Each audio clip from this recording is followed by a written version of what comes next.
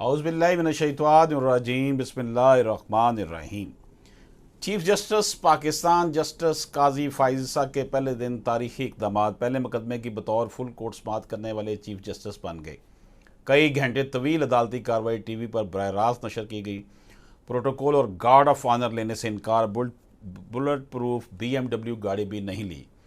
1300 CC car इस्तेमाल करेंगे, सिर्फ ज़रूरी और मुख्तसर सिक्योरिटी लेंगे। चैम्बर के बाहर लगी तख्ती पर चीफ जस्टिस पाकिस्तान के बजाय सिर्फ जस्टिस काजी फ़ाइज़ ईसा लिख दिया गया।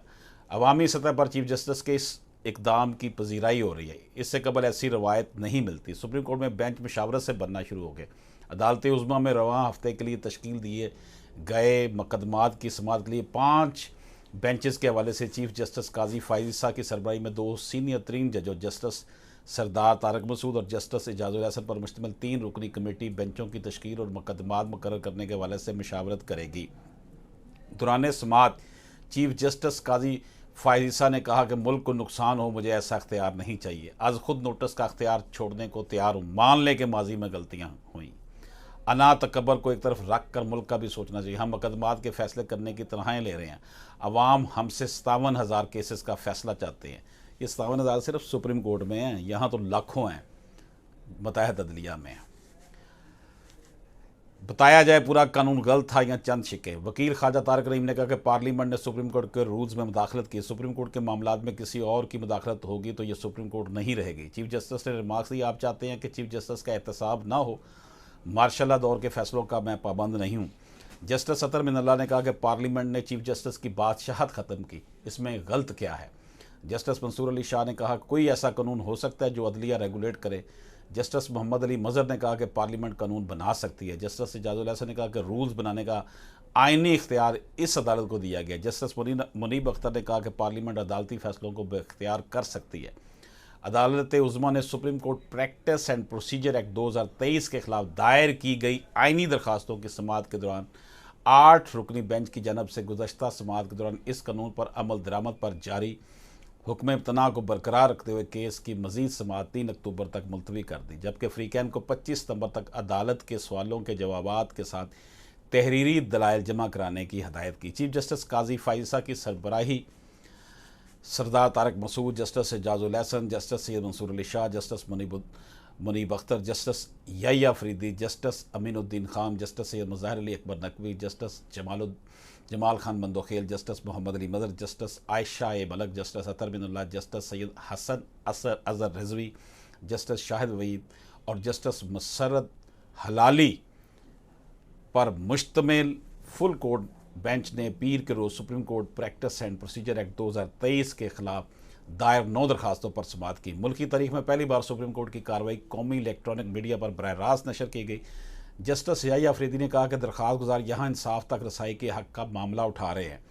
अटारनी जनरल ने कहा कि इंसाफ तक रसाई यकीनन सब का हक़ है। जस्टिस आयशा मलिक ने कहा कि केस को फुल कोर्ट के सुनने से अपील का हक़ मुतासर होगा। चीफ जस्टिस ने कहा कि अपील के बारे में ब्रेक में भी सोचा है।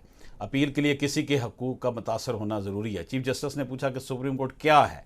सुप्रीम कोर्ट चीफ जस्टिस और तमाम जजों पर मुश्तमिल होती है, क्या वो घर में बैठकर भी सुप्रीम कोर्ट होंगे।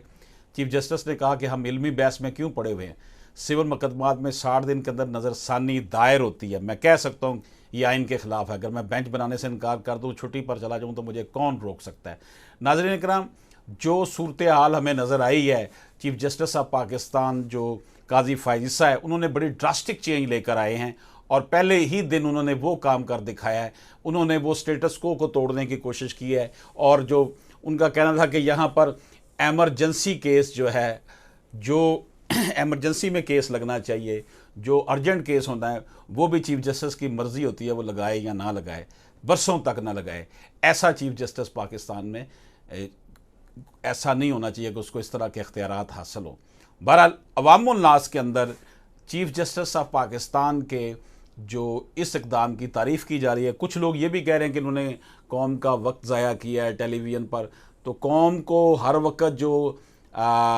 वक्त जो सियासतदान जो हैं, वो कठपुतली सियासतदानों की खबरें देने वाला मीडिया जो है, उस पर चीफ जस्टिस ऑफ पाकिस्तान ने तमाम जजेस को सामने लाकर खड़ा कर दिया और तमाम वकला की बातें भी सुनी। इससे वकला की अहलियत और जजेस की अहलियत पूरी कौम के सामने आ गई और चीफ जस्टिस बार बार पूछते रहे कि कौन सा फंडामेंटल राइट जो है वो इस कानून की वजह से, प्रैक्टिस एंड प्रोसीजर बिल के तहत जो है उसकी वजह से वो पामाल हो रहा है। बहरहाल ये एक अच्छा इकदाम है चीफ जस्टिस ऑफ पाकिस्तान का कि इससे जो है एक किस्म का पूरा फोरम ओपन हो गया है।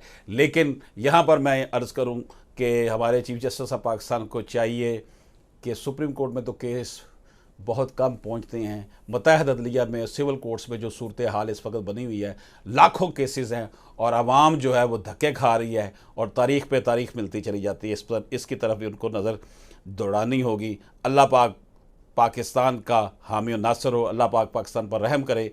इजाज़त दीजिए, अल्लाह हाफिज़।